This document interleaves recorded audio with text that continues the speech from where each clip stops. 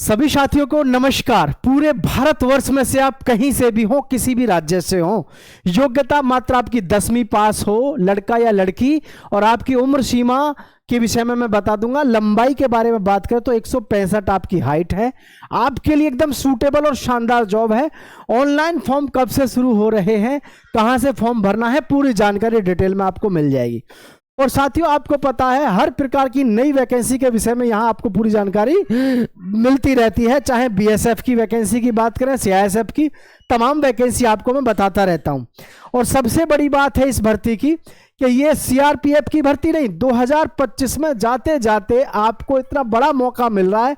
ज्यादातर सारी जितनी भी हमारी आर्म फोर्सेस हैं, सब में वैकेंसी आ रही है। आईटीबीपी, सीआईएसएफ और बीएसएफ में तो हो गए। आईटीबीपी में फॉर्म भरे जा चुके हैं, उसके फिजिकल चालू होंगे। हमारे पास में इस समय पे 2 बचे हुए थे और दोनों में भर्ती आपके सामने आई रही है। कौन कौन सी? एक तो असम राइफल और एक सीआरपीएफ। इन दोनों में भर्ती नहीं आई। आईटीबीपी के भी फॉर्म भर चुके। अब असम राइफल की भर्ती आपके सामने है। फॉर्म कब से भरे जाने हैं, पूरी जानकारी डिटेल में ले लो।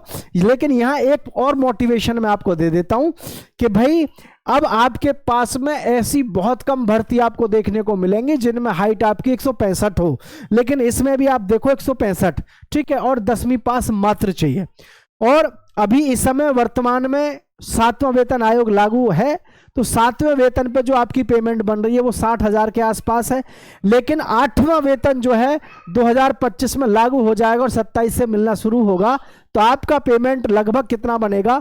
1 लाख के आसपास बनेगा। ठीक है, तो अब आप खुद सोच लो, 10वीं पास अगर आप हैं और आप भी चाहते हैं कि लाइफ सेट हो जाए, 1 लाख रुपए महीने के कम से कम आए, तो आप फिर इसमें फॉर्म डाल के और तैयारी में अभी से लग जाओ। ठीक है, तैयारी में आपको अभी से लगना है ताकि किसी भी प्रकार का कोई डिले ना हो। ठीक है, देखो ध्यान से, न जाने कितने सारे युवा साथी सिलेक्शन लेकर के नौकरी कर रहे हैं और आप हैं कि आपको पता ही नहीं चलता कि भर्ती कब आई और कब गई। ठीक है, वैकेंसी की बात करें तो सीआरपीएफ रिक्रूटमेंट 2025, ऑर्गेनाइजेशन आपकी है central reserve police force, CRPF. Post के नेम की बात करें तो आपका कांस्टेबल है, टेक्निकल एंड ट्रेडमैन और ड्राइवर। यानी आपके पास में जो वैकेंसी आपको देखने को मिलने वाली है, इसमें कांस्टेबल की भी है, टेक्निकल भी है, ट्रेड्समैन भी है और ड्राइवर भी है। हर तरीके की वैकेंसी यहां पर आपको देखने को मिल रही है। सेंट्रल गवर्नमेंट की जॉब है, परमानेंट नौकरी है, फौज की नौकरी है। ठीक है, वर्दी भी सरकार देगी आपको, आर्मी की सब चीज आपको सरकार फ्री देगी, खिलाएगी पिलाएगी रखेगी। और क्या चाहिए? 60,000 रुपए महीने की आपको सैलरी भी देगी सरकार, तो इससे ज्यादा आपको और क्या ही चाहिए। ठीक है, तो पोस्ट आपको पता चल गया, कांस्टेबल की है, टेक्निकल भी है, ट्रेड्समैन भी है और ड्राइवर भी है। आगे टोटल पोस्ट की मैं बात करूं तो टोटल पोस्ट हमारी कितनी है? 8,478, यानी कि तकरीबन 8500 पोस्ट के आसपास आपको यहां पर वैकेंसी देखने को मिल रही है। और ये जो वैकेंसी है ऑल इंडिया लेवल पर आपको इसके फॉर्म भरने हैं। पूरे भारतवर्ष में से कोई भी कहीं से हो, कोई भी फॉर्म भर सकता है। ठीक है, पूरे भारतवर्ष में से कोई भी कहीं से भी फॉर्म भर सकता है। अप्लाई मोड आपका ऑनलाइन रहेगा। ऑनलाइन में सबसे बड़ा फायदा है कि एडमिट कार्ड का आपको कोई समस्या नहीं रहता है। तो बात समझ में आ गई होगी। और सभी युवा साथी चैनल को सब्सक्राइब जरूर कर लीजिएगा ताकि आपको हर प्रकार का नोटिफिकेशन मिलता रहे। ठीक है साथियों, तो यहां आपको आगे समझा देता हूं मैं। आगे की चीजों को ध्यान से देखेंगे, आगे क्या क्या दिया हुआ है। CRPF constable tradesman recruitment 2025-26 salary के बारे में मैं अगर आपसे बात करूं तो यहां आपको समझने की जरूरत है। आपकी जो सैलरी है 21,700 से लेकर 69,000 रुपए आपको यहां पर मिलते हैं। मतलब 70,000 रुपए तकरीबन आपको यहां पर मिलते हैं साथियों। सीआरपीएफ भर्ती 2025 एज लिमिट की मैं बात करूं तो एज लिमिट हमारी जो रहेगी 18 साल से लेकर के 25 साल आपकी एज लिमिट रहने वाली है। एज रिलैक्सेशन भी मिलेगा, जिसमें आपको 3 वर्ष का मिलेगा ओबीसी को, और जी 5 वर्ष का मिलेगा आपको एससी और एसटी को मिलेगा 5 वर्ष का। मतलब उम्र सीमा भी काफ़ी है, ऐसे टेंशन करने की जरूरत नहीं है, उम्र सीमा काफ़ी है। और आपके पास में ये मौका है, नहीं तो बीएसएफ में 165 सेंटीमीटर से हाइट से आपकी भर्ती आई है अभी ट्रेड्समैन की 3588 पोस्ट पे, और आरपीएफ में जो आपकी 165 हाइट थी अब उसको भी बढ़ा के 170 सेंटीमीटर कर दिया। मतलब 165 सेंटीमीटर हाइट वाली जो भर्ती है वो आपको कम देखने को मिलने वाली है। और ये भी आपका शुक्र है, ईश्वर का शुक्र मनाओ कि आपको 165 सेंटीमीटर की हाइट की भर्ती देखने को मिल रही है, क्योंकि पैरामिलिट्री में पहले से ही ट्रेड्समैन में भी आपकी हाइट 170 रही है। पहले से हमारे टाइम पे 170 हाइट थी। बीएसएफ में पता नहीं जाने कैसे अब की बार बीएसएफ में 3588 पोस्टों पे जो अभी भर्ती निकली उसमें तो हाँ 165 हाइट रखी गई है, या फिर अब इसमें दे दी है। नहीं तो अब जो है आपका ये सिस्टम खत्म हो गया 165 वाला। सीआरपीएफ में ये भी आपकी 165 पे ही हो रही है। ठीक है, और देखो पूरी जानकारी डिटेल में क्या क्या है। तो आपको यहाँ मैं बता दूं, सैलरी के विषय में आपको पता चली गया। अच्छा, उम्र सीमा हो गई आपकी। चलिए आगे बढ़ जाते हैं।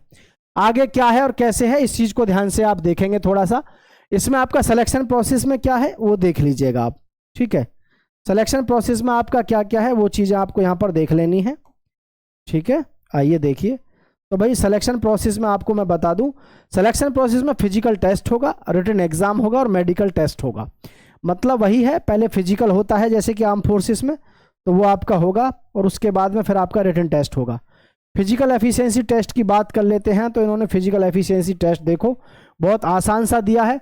मेल कैंडिडेट्स के लिए आपको रनिंग जो करनी है, कैंडिडेट्स को 1600 मीटर की रेस है, 7 मिनट में आपको ये करनी है। तो 7 मिनट में आई थिंक काफ़ी है, कोई बहुत बड़ी दिक्कत आपको यहाँ देखने को नहीं मिलेगी। और ये तो आपके लिए बेस्ट है कि भाई इतने कम समय में, मतलब इतनी लंबी दौड़ आपको कम समय में करनी है। ठीक है, तो सॉरी 7 मिनट 30 सेकंड दिया हुआ है, वहाँ दिया होता ना ऊपर 7 मिनट, और ये 30 सेकंड इधर आपको दिया हुआ है। अच्छा, लॉन्ग जंप भी इसमें दिया हुआ है 11 फीट और 3 चांस आपको मिलेंगे। हाई जंप की बात करें तो 3 फीट 6 इंच आपको यहाँ पर हाई जंप में मिलेंगे। जबकि आपको पता है पैरामिलिट्री में आपके लॉन्ग जंप और हाई जंप होते नहीं है, लेकिन इसमें अब की बार आप देख सकते हैं दिया हुआ है।